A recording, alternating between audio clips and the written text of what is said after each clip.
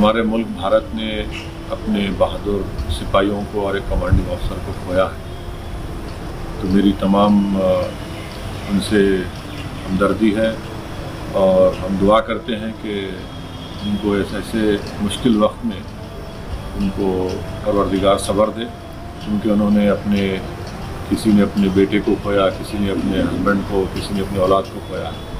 तो एक बहुत बड़ी कुर्बानी इन तमाम बहादुर सिपाहियों ने मुल्क की सालमियत के लिए दी है।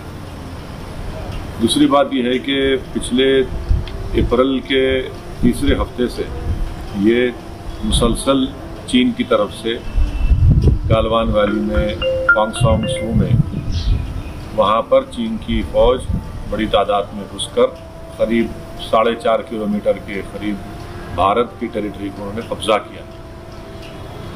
बार बार मोदी गवर्नमेंट तरफ से ही कहा जा रहा है कि नहीं कुछ नहीं, सब ठीक ठाक है, सब गलत है, सब गलत है। बाद में इसका इकरार होता है, क्योंकि जब सैटेलाइट के तस्वीर आते हैं, फिर दोनों मिलिट्री के जिम्मेदार लोग बैठकर बातचीत करते हैं। उसके बाद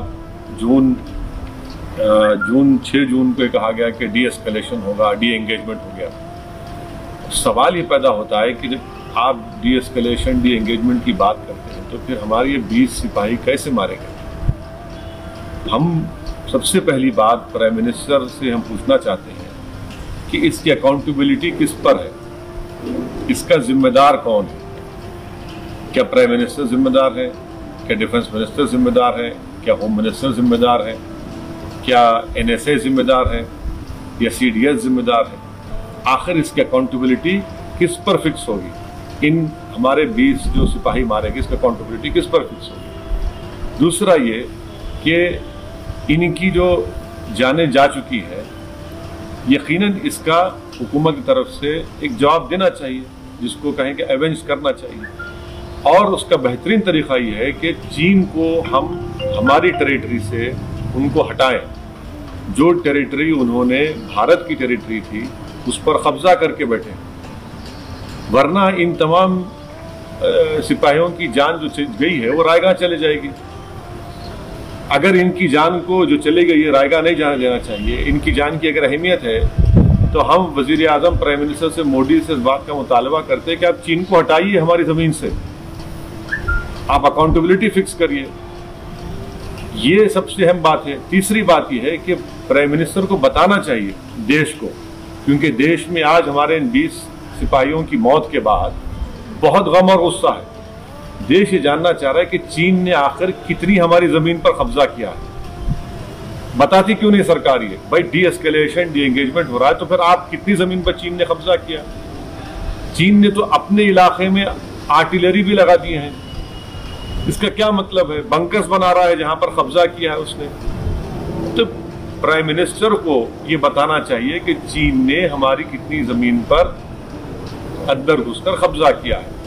ये बहुत अहम है, इसलिए कि ये पहली मर्तबा चीन इतनी बड़ी तादाद में अपनी फौज के साथ भारत के इलाकों में घुसा है। करीब 40 साल के बाद बगैर गोली चले हमारे सिपाहियों को मार मार कर इनकी जान ले ली गई है। तो प्रधानमंत्री को बताना पड़ेगा। कैजुअलिटी उधर भी हुई है सर। अब भाई अगर उधर हुई है तो फिर आप बता दीजिए ना। अगर कैजुअलिटी हुई, कैजुअलिटी का होने का मतलब ये तो नहीं है कि हमारी जमीन से छोड़ के चले गए। हमारी जमीन पर आज भी वो लोग कब्जा करके बैठे हैं। 4.5 किलोमीटर अंदर भारत की टेरिटरी में चीन की फौज बैठी हुई है। गालवान में जो भारत का इलाका है, हद तो ये हो गई कि कैसे ये सरकार इस बात पर राजी हुई कि जब 2 आर्मी के कमांडर्स की मीटिंग हुई तो भारत की टेरिटरी पर चीन कैंप लगाता है और वहां जाकर हम बात करते हैं। तो ये तो बहुत ही सदमे की बात है, तकलीफ दे बात है। इसलिए उम्मीद करते हैं कि प्राइम मिनिस्टर इन तमाम चीजों का जवाब देंगे। आपको लगता है कि ये सरकार का फेलियर है, ये डिप्लोमेटिक फेलियर है, स्ट्रेटेजिक फेलियर है? यकीनन इनकी जिम्मेदारी है ना। जब आपको तमाम रिपोर्ट्स मिल रही थी कि चीन की आर्मी गलवान में, पांगसोंग सू में हमारा इलाका है, वहां पर ये लोग दाखिल हो रहे हैं, हमारी टेरिटरी पर आ रहे हैं, तो फिर जिम्मेदारी किसकी है? फिर ये क्यों इतनी खामोशी है? भाई वजीर प्राइम मिनिस्टर कहते हैं कि हम खामोश नहीं बैठेंगे प्रोवोक अगर करेंगे। सर वो तो हमारे 20 लोगों की जान ले चुके हैं, हमारी भारत की टेरिटरी पर कब्जा कर चुके हैं। सरकार इसके बारे में क्या करने वाली है? और ये भी बताना चाहिए मोदी सरकार को कि क्या चीन की पास हमारे अभी कोई फौजी है उनके कब्जे में, उसका नंबर बताएं। वे बताते क्यों नहीं देश को? आप कब तक छुपाएंगे? आप लोग छुपा छुपा के तो आज ये नौबत आ गई कि आज हमारे 20 सिपाहियों की मौत होगी। सर ये भी कहा जा रहा है कि ऐसे समय पे सरकार के साथ खड़े होने की जरूरत है और आप जैसे सियासतदान नींद में एक निकाल रहे हैं। बिल्कुल नहीं, मैं तो आज भी सरकार के साथ खड़ा हूं। मैं तो सरकार से ये पूछ रहा हूं कि हमारी कितनी जमीन पर चीन ने कब्जा किया।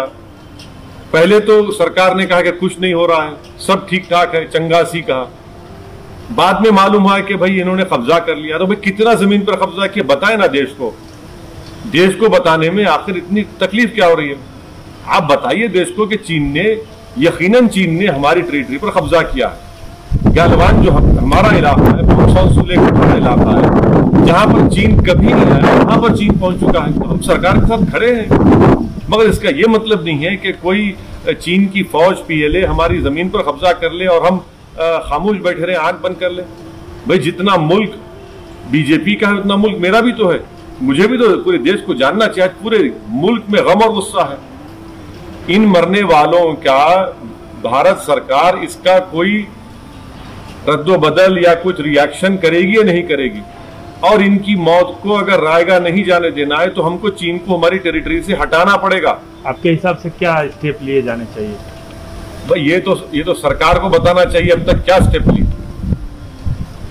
ये स्टेप जरूर लेना चाहिए कि चीन जिस जमीन पर कब्जा कर चुका है उनको वहां से हटना चाहिए। चीन को 4.5 किलोमीटर हमारे टेरिटरी के अंदर चीन आकर कब्जा करा है। सरकार को ये काम करना चाहिए, चीन को वहां से हटना चाहिए। और इसकी अकाउंटेबिलिटी किस पर आयद होगी? कौन जिम्मेदार है इसका? ये जो 20 हमारे सिपाही मर गए, इसका अकाउंटेबिलिटी किस पर आएगी? किस पर जाकर रुकेगी? क्या वो भी अपोजिशन पे डाल देंगे आप? सब्सक्राइब इशातुल इस्लाम केराना यूट्यूब चैनल।